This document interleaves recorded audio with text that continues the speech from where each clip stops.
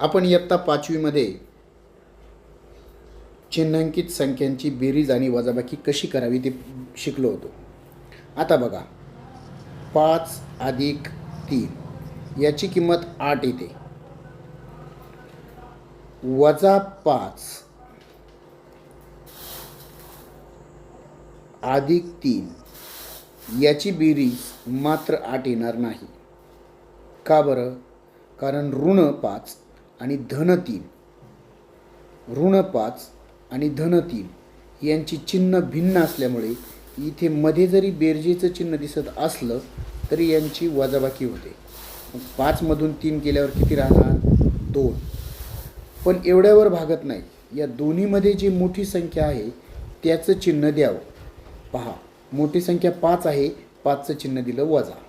अशा रीतीने आपण चिन्हांकित संख्यांची बेरीज किंवा वजाबाकी करतो.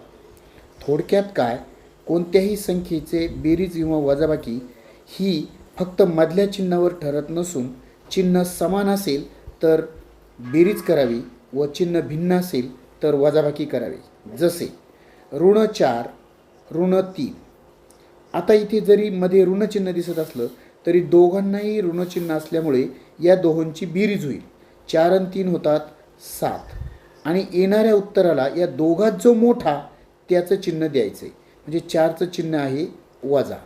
अशा रीतीने बेरीज वजाबाकी करायची आहे.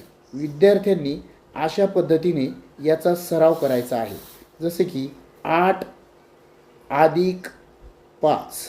आता या 8चं चिन्ह काहीच नाही म्हणजे अधिक आहे, म्हणजे धन आहे.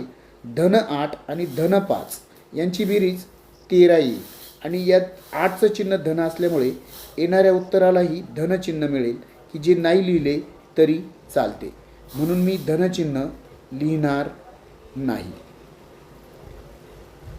अशा गणिताचा विद्यार्थ्यांनी सराव करावा.